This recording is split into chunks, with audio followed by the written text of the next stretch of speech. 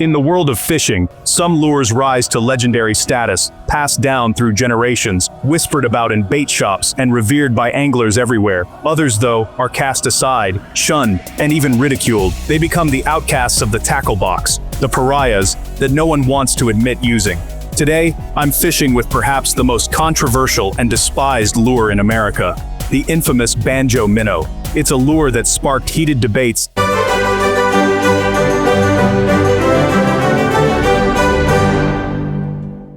and divided the fishing community for decades.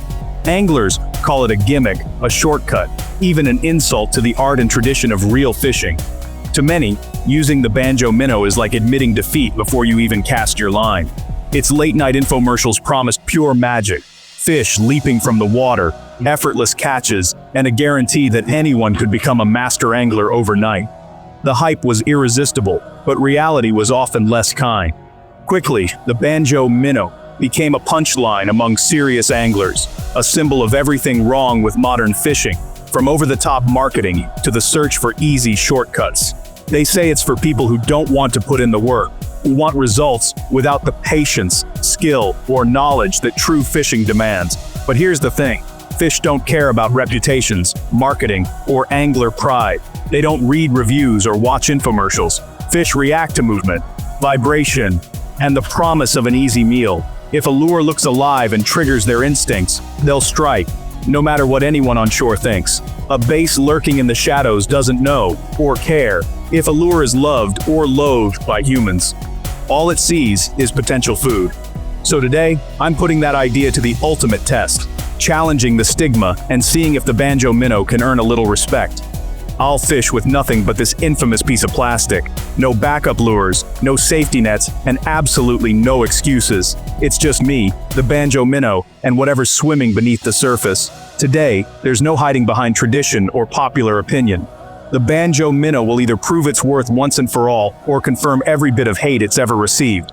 The fish themselves will be the judge, jury, and executioner in this experiment. No bias, just instinct. So let's find out if the most ridiculed lure in America can actually catch fish, or if it truly deserves its reputation as the pariah of the tackle box. Because sometimes the only opinion that really matters is the one with fins and a mouth big enough to bite. Why do anglers despise the banjo minnow? What is it about this lure that sparks such strong reactions, even years after its debut? I dove into forums and social media. People don't just dislike it, they loathe it. The banjo minnow has become almost legendary for the amount of negativity it attracts online. Complaints are everywhere. Stiff plastic that barely moves, cheap hooks that bend or break, rubber bands that snap at the worst possible moment, and a rigging system that's a nightmare on the water.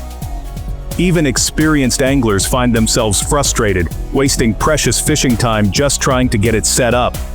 The infomercials promised miracles, showing fish after fish being caught with ease, but most buyers got disappointment instead.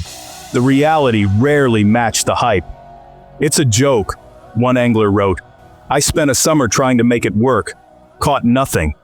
Stories like this are everywhere, fueling the banjo minnow's bad reputation. The lure's action is another sore spot. It just spins and helicopters down. A real dying fish doesn't do that.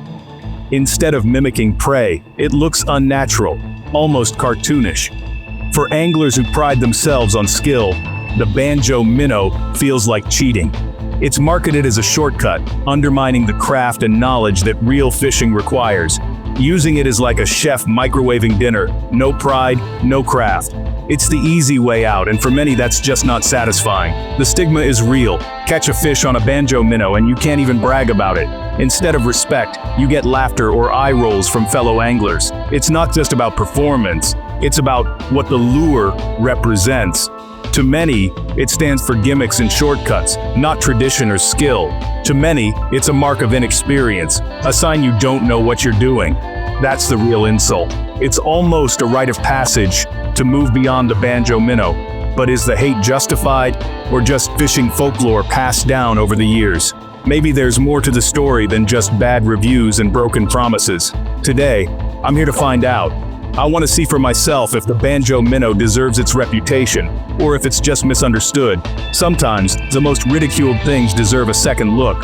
Maybe just maybe, there's something worth discovering beneath all the hate.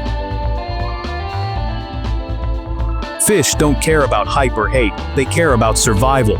Their world is simple: eat, avoid danger, reproduce. When a fish strikes, it's not judging your lure's reputation. The banjo minnow's odd spiral and twitch might look strange to us, but to a bass, it could scream easy meal. Fish sense movement and vibration through their lateral line. Every wobble, every spin is a signal.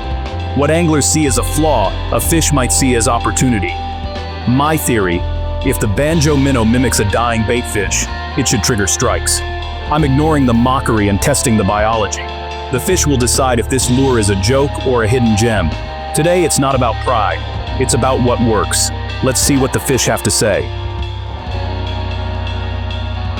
To be fair, I'm using only the banjo minnow, all day, no exceptions. My tackle box is full of proven lures, but today, they stay closed. No switching when the bite is slow, no safety net. If I fail, it's on the banjo minnow, and me. My test lake is perfect: clear water, weed lines, logs, rocky points, a base haven. I'll fish every type of cover, every scenario. If the banjo minnow is versatile, it'll show here.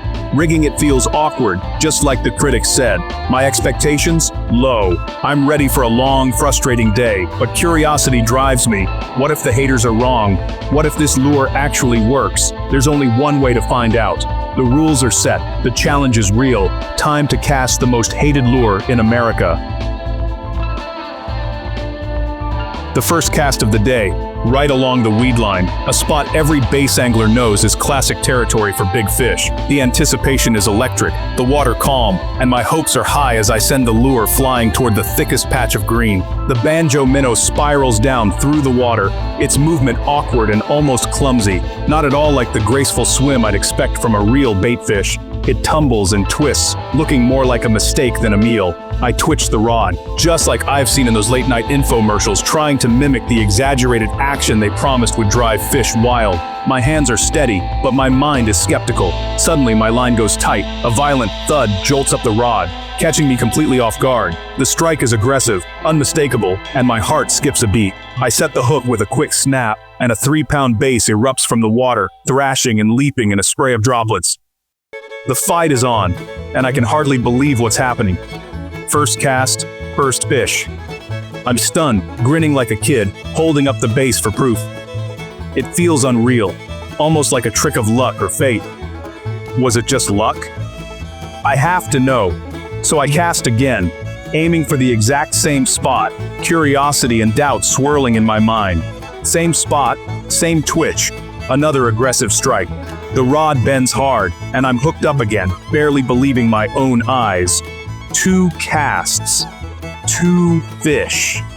This isn't supposed to happen. Not with this lure, not with this reputation. It feels like I've stumbled into a secret. The lure's erratic, unpredictable action is actually working, drawing in fish with every twitch and pause. It's mesmerizing to watch. I feel disbelief, even discomfort. Everything I've heard, every review and rumor, says this lure is worthless. Yet here I am, questioning everything I thought I knew. Yet, here I am, catching fish with ease, almost effortlessly. Each cast brings another surge of excitement and confusion. The banjo minnow is defying its reputation, proving itself in real time, right before my eyes.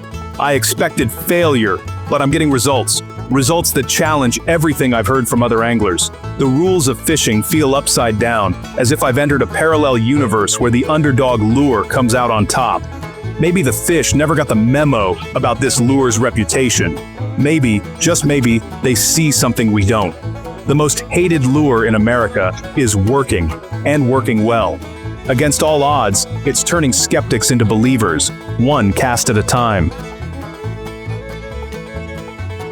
The success continued. I targeted logs, rocks, weed edges. Everywhere the banjo minnow got bit. The flaw of its spiral fall was actually drawing strikes from hidden base. I experimented, slow swims, fast jerks, twitch pause. Everything worked. The most effective? Twitch, twitch, pause, letting it quiver and sink. Fish couldn't resist the dying baitfish act. By midday, I'd landed over a dozen bass, some bigger than expected.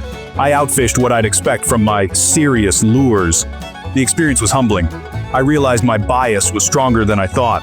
I almost wanted the lure to fail, just to prove the critics right. But the evidence was undeniable. The fish were voting for the banjo minnow. Maybe it's time to question what we think we know about fishing. Why does the banjo minnow work? Because it's different. In pressured waters, its unique spiral and twitch stand out. It's not about aggression, it's about easy opportunity. The critics are right about some things. Rigging is fussy, and it's not great in heavy cover or muddy water. But it's far more effective than its reputation suggests. The real lesson? Beware of groupthink. Fishing culture loves to mock what's different or simple, but fish don't care about reputations, they care about food. Sometimes the most unconventional lure is the most effective. Question your biases. Try the lure everyone laughs at. The worst that happens, you learn something. The best, you catch more fish. Today, the most hated lure in my tackle box became the most successful.